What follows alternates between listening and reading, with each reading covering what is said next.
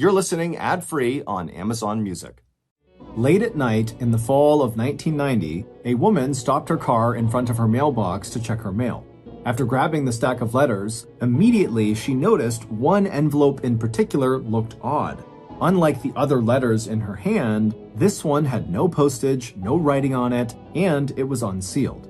Curious, she opened it up. And within seconds, this woman would be literally screaming at the top of her lungs and driving full speed down the road away from her house as fast as she possibly could. But before we get into that story, if you're a fan of the strange, dark, and mysterious delivered in story format, then you've come to the right podcast because that's all we do, and we upload twice a week, once on Monday and once on Thursday. So, if that's of interest to you, the next time the Amazon Music follow button cleans their house, be sure to sneak in afterwards and untuck all of their bed sheets. Okay, let's get into today's story. 34-year-old Diane Newton King woke up before sunrise. She showered, she curled her bangs, she did her makeup, and then she dressed for work in the most professional women's fashion of the day. She put on pantyhose, a pencil skirt, and a blazer with the absolutely massive shoulder pads. It was the spring of 1990, and in Battle Creek, Michigan, Diane was one of the biggest names in town. Diane anchored the morning news show for Battle Creek's local TV station, WUHQ, which meant most days of the week, Diane had to leave her house by no later than 4:30 a.m. As she shuffled around her two-story farmhouse in her pantyhose, trying to figure out where her briefcase was, Diane's husband, Brad, hollered up at her from the kitchen to tell her that breakfast would be ready in 5 minutes. Diane was thrilled. She had recently discovered that she was pregnant with their second child, and so she was constantly feeling hungry. Diane finally found her briefcase, then she slipped on her shoes and made her way downstairs into the kitchen. Her firstborn child, 2-year-old Marler, was sitting in his high chair chomping away on some apple slices. Diane kissed him on the forehead before sliding into her own seat at the kitchen table. 43-year-old Brad brought Diane a plate of scrambled eggs and toast. It was her favorite, and he made it for her every morning. Brad worked part-time as a criminal justice professor at the University of Western Michigan, but he liked to tell people that his real job was taking care of Diane and Marler. And for the most part, that was actually pretty true. Most days, while Diane was at work, Brad managed things on the home front. It was an untraditional dynamic for the time, and some of their friends jokingly called him Mr. Diane King, but Brad didn't mind. He was proud of Diane, and he was happy to support her this way. Diane scarfed down her breakfast, gave Brad and Marler a kiss goodbye, and then she grabbed her coat and raced out the door just as the clock hit 4:30 a.m. Outside the farmhouse, Diane paused for just a moment.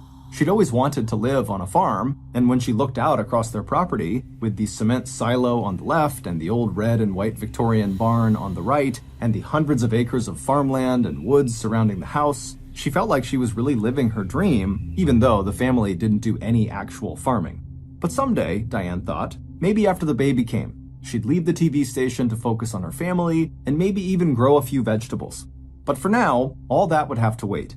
It would be months and months before the baby arrived, and Diane had a lot of things she wanted to accomplish before then. So Diane, standing on her front stoop, took one more deep breath of clean country air, then she walked down the gravel driveway and hopped into her brand new Jeep Wagoneer.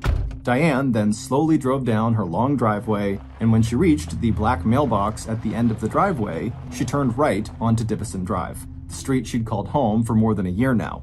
And from there, she snaked her way through the neighborhood out to the highway. About 20 minutes later, Diane was sitting behind her desk, diving into yet another busy day of reading the news. Most days, when Diane arrived at the office, the first thing she would do is review her scripts for the day. Then she would anchor the morning news show, and then Diane and her staff would spend the rest of the day reporting and writing stories for future news segments. Diane worked a lot, and she worked really hard. She was actually a perfectionist, and she expected perfection from the people around her. And sometimes that perfectionism rubbed her colleagues the wrong way. But the people who actually watched her on TV, the audience, loved her. Diane was constantly being invited to meet local celebrities and attend different charity events around town. But despite how well things seemed to be going both professionally and personally for Diane, something very unusual would start to happen to her, and it would change her life forever. It all started with a phone call. Diane was at the office, sitting behind her desk, working on a story, when her phone rang. Now, remember, this was 1990, so Diane did not have a cell phone or even caller ID. All she had was a landline.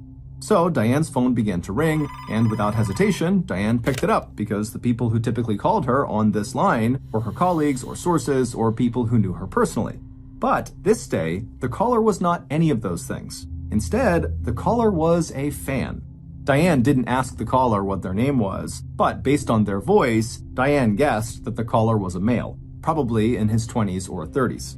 He said he had been watching Diane on TV, and he was so inspired by her reporting, he was thinking about getting into broadcasting himself, and he wanted to know if Diane had any advice about how to break into the business.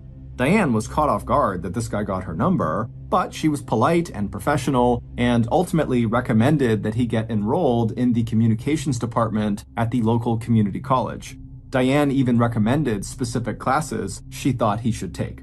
The fan thanked Diane for her time, and she wished him luck in his professional efforts, and then she hung up the phone, expecting never to hear from this guy again. But Diane would hear from him again.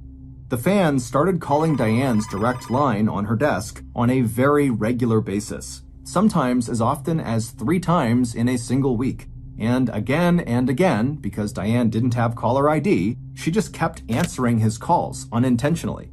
Despite being really annoyed by all these calls, Diane still remained very professional with the fan and continued to give him advice about how to do her job.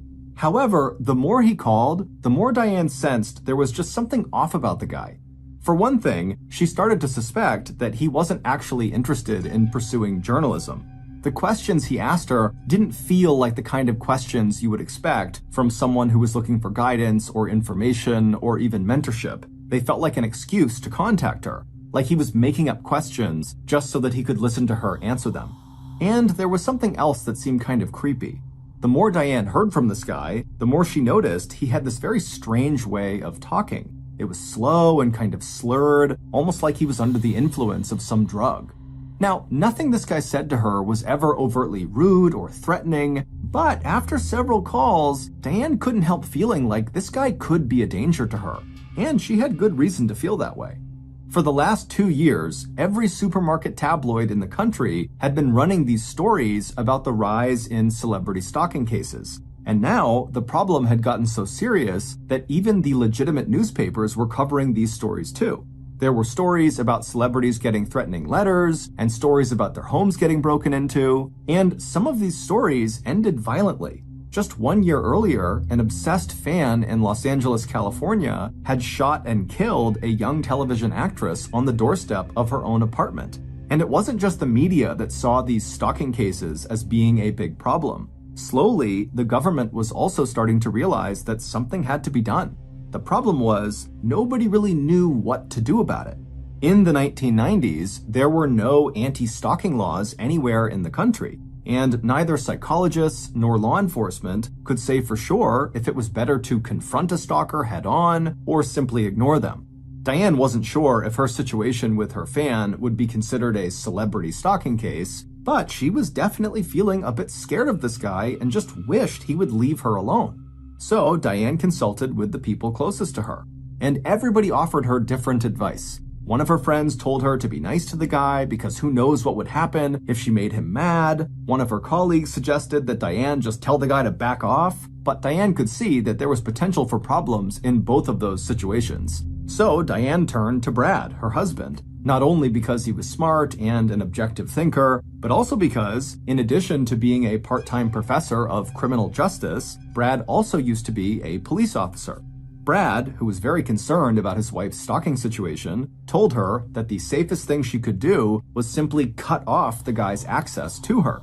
And the easiest way to do that was to set up some kind of arrangement with the receptionist at her work who could then screen Diane's calls. If the guy couldn't get through to Diane, eventually, Brad figured, he would just give up and stop calling. The plan made sense to Brad and to Diane, so she decided to give it a shot. Diane talked to the receptionist at the TV station, and they worked out a screening system. The way it worked was every call that came in on Diane's direct line would actually first ring at the front desk with the receptionist. and the receptionist would answer the phone, and if it was Brad or a colleague or a source calling for Diane, they would get pushed through. But when the receptionist got a call from the fan with the slow, slurred voice, she would tell him that Diane was not available.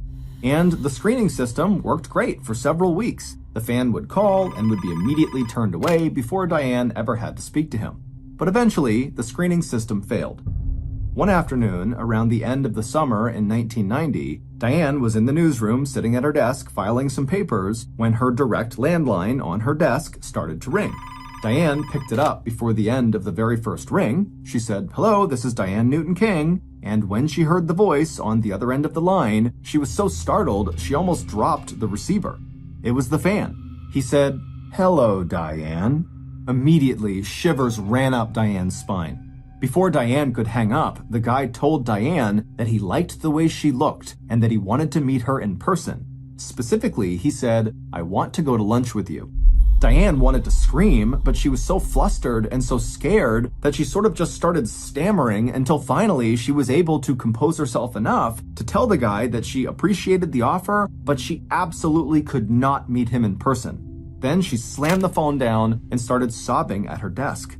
As she cried, everybody in the newsroom looked over and was very concerned. That night, when Diane came home, she told Brad about what happened that day, and Brad was livid. How could this guy get through to her phone? Why didn't the receptionist screen the call? Brad called the station and demanded answers, but no one at the station, including the receptionist, had any idea how this guy got through to Diane. The station told Brad they would look into the situation right away and make sure that from now on, absolutely no calls whatsoever would reach Diane's line unless they had first been screened. Now, it's unclear exactly what the station actually did to ensure that, but from that day forward, the fans' calls were always intercepted by someone at the station, and so Diane was protected from speaking with him. And after a couple of weeks, the fans' calls to the station started to slow down. And after a couple of months, the calls stopped entirely. And soon, Diane just kind of forgot about the fan and moved on to more important things in her life, like the upcoming arrival of her second child, a baby girl.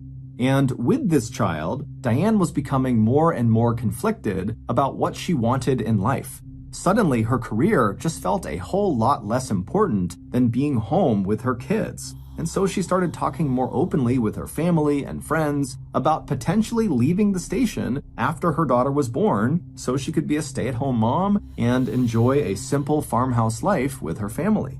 But all of that excitement and optimism about the future would come to an abrupt end one night in the fall of 1990. On the night before Halloween that year, so about 5 months after the first fan phone call, Brad told Diane that he was going to be working late that night at the university and so wouldn't be home until later in the evening, which meant Diane would have to be on primary parent duty for Marler that afternoon when she got home from work. Now, under normal circumstances, this would not be a big deal. Diane had done plenty of parenting on her own, and she loved spending time with Marler. What made this night so different was that Diane was now 8 months pregnant. Her belly was massive, her hormones were raging, and her joints hurt so much she could barely walk. On top of all of that, Diane was in the middle of a big project at work that was totally stressing her out.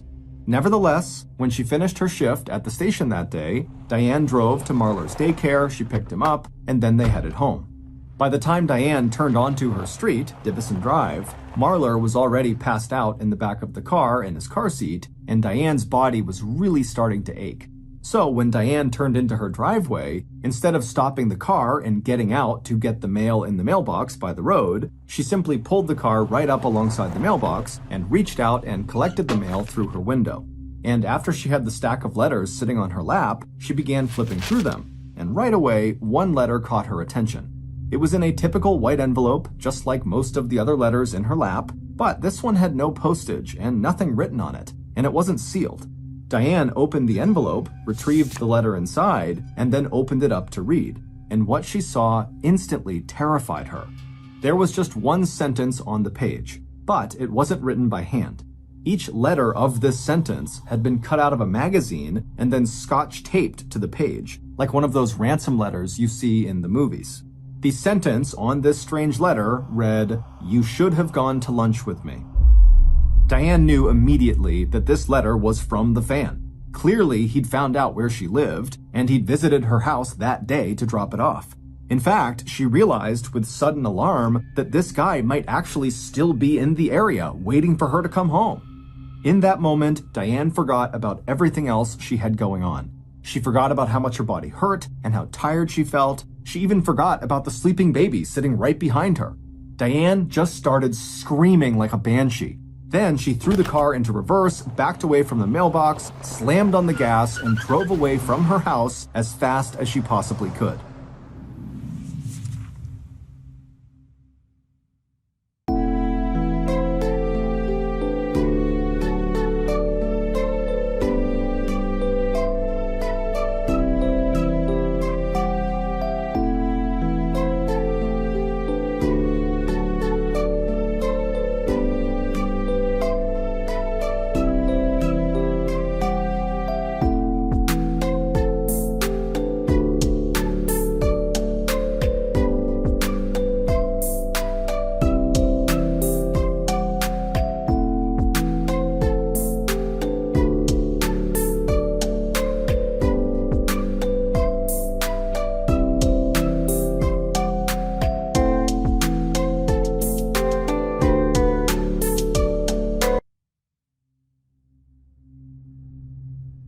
About 15 minutes later, Diane showed up at her friend Cindy Acosta's house. Diane and Cindy worked together at the TV station, and Cindy was one of the first people Diane had reached out to for advice when this fan started calling her. When Cindy opened the door, Diane, who was carrying Marlar, practically collapsed into Cindy's arms. In between sobs, Diane told Cindy about this letter and how scared she was, and right away, Cindy said, "We have to call the police." The police showed up a few minutes later and escorted Diane back to the farmhouse to search the property for intruders, but they didn't find anyone. Still, Diane was too afraid to stay at the house alone, so the police brought her back to Cindy's house, where she waited with Marlar until Brad was finally out of his class and could come and pick them up. After word got out about this threatening letter, the Battle Creek community really came together to support Diane. Also, the TV station beefed up their security around the office, Diane's sister bought them a dog, and Brad installed motion-censored lighting outside of their house. But none of those things actually made Diane feel any safer. She just couldn't shake the idea that her fan was watching her everywhere she went. Her fear got so paralyzing that Diane literally just stopped going outside the house at all except to go to work. And when she did have to go outside, she used a system that she and Brad created to ensure she was never outside alone. Diane would call Brad to tell him exactly when she would be home from work. That way, when she arrived, Brad would be outside waiting for her. If it was too cold for Brad to just stand outside, he would leave a particular light on in the house that was visible from the outside. This light was a signal to Diane that he was in the house and that everything was safe, so she could hustle out of her car and come inside no problem. On days that Brad was not home, when Diane returned home, she would call a neighbor to come meet her outside of her farmhouse. And if for some reason the neighbor arrived late, Diane would literally just sit in her driveway inside her car, waiting for the neighbor to show up. But all of this fear and all of this hiding had started to make Diane's world feel very small, and she really didn't like that. So after Diane gave birth to her second child, a blonde baby girl named Kateri, in November of 1990, Diane started trying to reconnect with her extended family. She started calling her sisters and mother much more often, and together, over the phone, the women would bond over the challenges and joys of raising their kids. And it was during this time, on these phone calls, that Diane started to talk more openly about her desire to leave the TV station altogether. She'd been thinking about it ever since she found out she was pregnant with Kateri, and now that Kateri was here, the whole thing felt much more real. Diane's extended family was very supportive and encouraging, and they pushed her to start leaving the house more often besides just going to work. They got her to start coming out to Detroit, where her extended family all lived, about 2 hours away from Battle Creek by car, so that she and her kids and the rest of the family could all participate more actively in each other's lives. And so, starting in late 1990/early 1991, every few weeks, after delivering the Thursday morning news break, Diane and her 2 kids would leave Battle Creek and head out to Detroit. They'd spend a few days with Diane's mother and sisters, and then on that following Saturday, they'd all head home. And on the night of Saturday, February 9th, 1991, about 9 months after the first call from that fan, this was exactly what Diane and the kids were doing, returning from her mother's. That night, Diane left Detroit a little after 4 p.m., so by the time she was pulling on to Divison Drive around 6 p.m., the sun was just beginning to set. Diane turned on her headlights, and when the King's black mailbox came into view, Diane tightened her grip around the steering wheel. It had been more than 3 months since she received the letter, but just the sight of that mailbox still filled her with dread.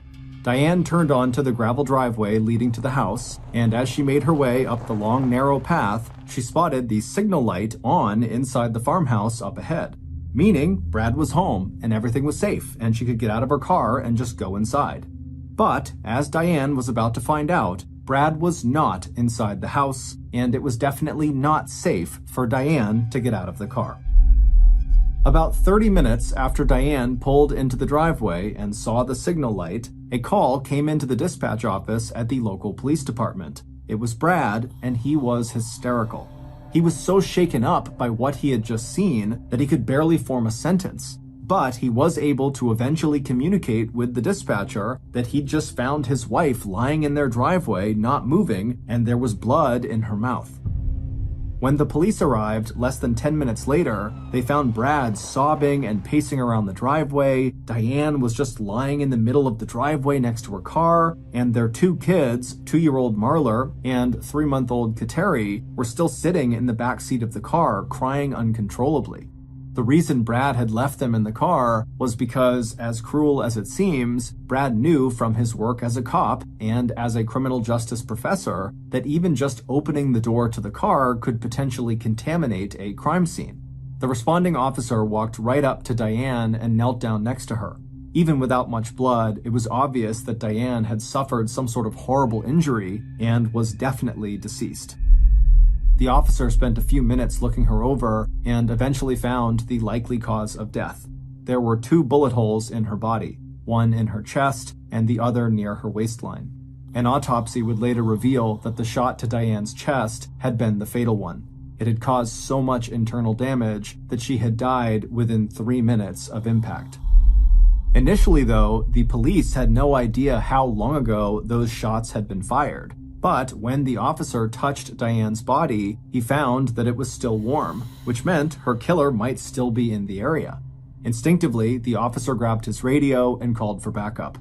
Over the next 2 hours, a small army of investigators would descend on Divison Drive. They would search the property for fingerprints and evidence, and they would interview neighbors and potential witnesses, and after a little while, they would bring one of the best trackers in the state onto the property, a German Shepherd named Travis.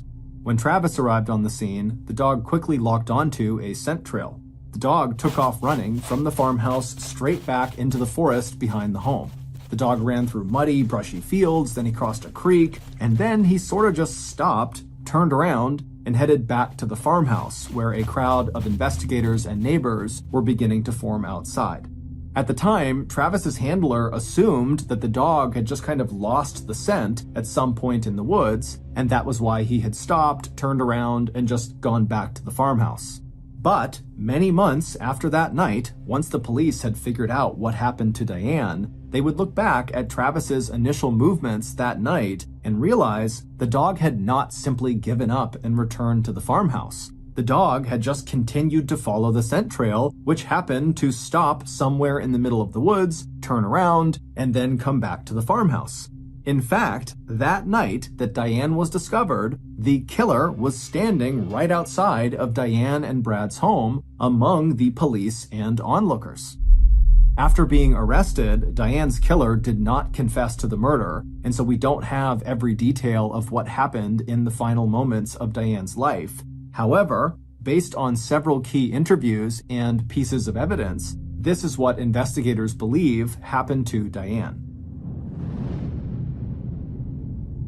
About an hour before Diane returned home from Detroit on the night she was killed, Diane's killer entered her farmhouse and turned on a particular light inside. The killer knew about the light signal system that Brad and Diane had created to make Diane feel safe, and now the killer was going to use that system to lure Diane into a trap. After switching the signal light on, the killer walked back outside and headed for the old red and white Victorian barn, which was situated in front of Diane and Brad's property, just to the left of the gravel driveway. There was no light in the old barn, but it didn't matter. The killer had been on this property many times in the past and had even practiced this particular route in the darkness when no one else was home. Inside the barn, the killer walked past the family's tractor and the many tools they left lying on the ground. The killer walked past the family's protection dog, but the dog just kind of looked up and didn't even bark. And then the killer reached the back of the barn and climbed a narrow staircase which led to a large, dusty loft area. The killer paused briefly at the top of the stairs. The floor of the loft was covered in straw, and at the far end of the loft, away from the killer, was a sliding door that was open just wide enough for what the killer needed to do. The killer walked over to this slightly open door and peered outside. From there, they could see the front of the farmhouse and the driveway and the spot where Diane parked her car, which was about 70 feet away. The killer checked their watch. It was getting late, which meant Diane would be arriving soon. So the killer got into position. The killer lay belly down in the straw facing the gap in the door, and then they reached out their arm to the right and stuffed their hand into some nearby straw. A moment later, they pulled out a weapon that had been hidden inside the straw, a .22 caliber rifle. About 20 minutes later, the killer spotted a pair of headlights coming down Divison Drive. The killer raised their rifle and looked through the scope, and sure enough, Diane was sitting behind the wheel of this car. As she turned onto her long gravel driveway, the killer flicked the rifle off safe. The killer held Diane in their sights as she drove up the driveway to the house. And when she got close enough that the killer could hear the gravel under her tires, the killer slipped their finger over the trigger. Diane reached her normal parking spot located off to one side of the driveway close to the house, and then she turned the car off. As she gathered her things inside of the car, the killer pushed the rifle's barrel through the small opening in the sliding door and focused their sights on Diane's car door. A moment later, that door opened up and Diane stepped out onto the driveway. The killer paused for a second, taking in the sight of the woman they had terrorized for months and months, calling her over and over and over again at work, and then leaving her that threatening letter in her mailbox. Then, the obsessed fan / Diane's killer squeezed the trigger. The bullet hit Diane squarely in the chest, throwing her body backwards onto the ground and tearing through her insides. After watching her fall to the ground, the killer quickly got up and, with the rifle in his hand, hustled back to the stairs, climbed down to the first floor of the barn, and then marched outside over to Diane's body. Everything was going exactly to plan until the killer spotted something he did not expect to see. Diane's two kids, Marler and Kateri, were still sitting in the back seat of her car. The killer began to panic. Why were the kids here? The killer was certain Diane's plan had been to leave her kids in Detroit for the weekend with her grandmother. But, as the police would later discover, the arrangements for the kids were changed at the last minute because one of the kids had gotten sick while they were at Diane's mom's house, so Diane just brought the kids home with her. But for Diane's killer, the kids presented a huge problem, because after killing Diane, the killer had planned to drive away, get rid of the gun, and then try to establish some kind of alibi before Diane was discovered. But now there were these two kids in this car without heat in the middle of winter in freezing cold Michigan, and so if the killer left, the kids would freeze to death, and the killer was not trying to kill anyone except for Diane. So the killer changed plans.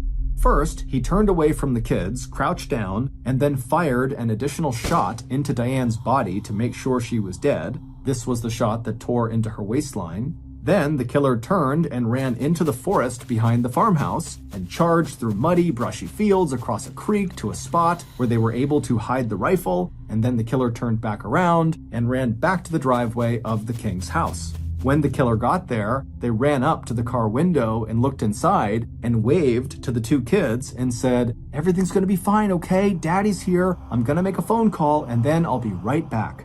Then, Brad King, aka Diane's obsessed fan, aka Diane's killer, ran inside of his house that he shared with Diane and called the police. When they answered, Brad hysterically told him that he had just been out for a walk in the woods, and when he came back, he had found his poor wife lying in the driveway, not moving. It would turn out Brad King had been obsessed with Diane ever since the first day he met her. She was beautiful and funny and more ambitious than anyone Brad had ever met. Diane dreamed of becoming a news anchor, and Brad wanted to help make Diane's dreams come true. So, while Diane was off working her way up to the news desk, Brad spent most of his time working to make sure she had everything she needed to be successful. He cooked Diane's meals and ironed her clothes, he handled the shopping, and when the kids came along, Brad took care of them too. And as far as Brad was concerned, everything was working out great. Until one day, when Diane came to him and told him that she wanted to quit her job at the TV station so that she could stay home and raise the kids. In fact, she told him she was planning to leave the station the summer after Kateri was born. Diane hadn't formalized this announcement yet, but pretty much everyone in Diane's inner circle knew about her plans. But the problem was, if Diane was going to stay home, then Brad would have to be the family's primary breadwinner. And being a part-time professor just wasn't going to cut it. He would have to go out and find a full-time job, which was something Brad simply didn't want to do. He had grown to love not working very much, and he was not prepared to change that. However, when Brad voiced his concern to Diane about not wanting to work full-time, she was empathetic, but said it was really important for her and the kids that she be home with them. So he would just have to kind of accept it and get a full-time job. However, Brad did not accept this. Instead, he decided he would just kill Diane. And because of his background as a police officer and as a criminal justice professor, he was confident he could get away with it. Brad knew that whenever a woman got murdered, the male partner is almost always identified as a primary suspect. So Brad knew he would need to create another suspect to divert attention away from himself. This is when Brad came up with this obsessed fan concept.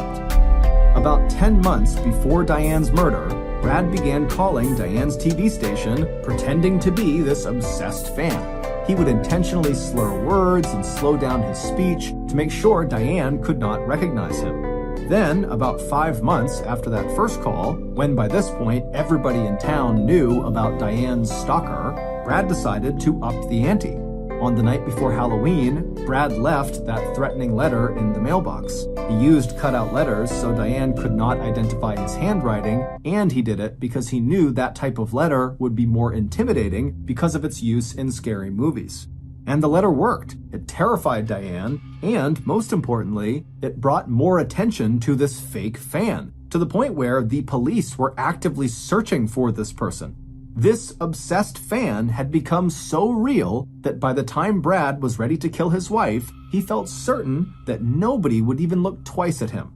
But thanks to his kids still being in the car after he killed Diane, Brad had not been able to flee the scene like he had hoped, and so he had to come up with a story about how he had been walking in the woods that night and had returned home and came upon his wife in the driveway, and that's when he called police. But the story didn't make sense. Police discovered that Brad would have known exactly what time Diane was coming home that night because Diane's mom had called Brad and told him when Diane had left her house. And based on the system that he and Diane had, Brad would have known that Diane would have expected him to be at their house waiting for her when she arrived. So why would Brad choose to be out on a walk in the woods at the exact moment Diane was arriving home? Also, neighbors had just seen Brad carrying the .22 caliber rifle that was used to kill Diane. The gun was located in the creek behind their house, roughly where Travis the tracking dog had gone on the first night of the investigation. And in the barn, police also found a single shell casing from the shot that killed Diane. On December 13th, 1992, Brad was convicted of murdering his wife, Diane. He was sentenced to life in prison without the possibility of parole. He never showed any remorse for her murder. Diane was buried in Detroit, near where her family lived. On her headstone, it says, "Beloved daughter, sister, mother." Diane was also, of course, a wife, but her family decided not to include that word.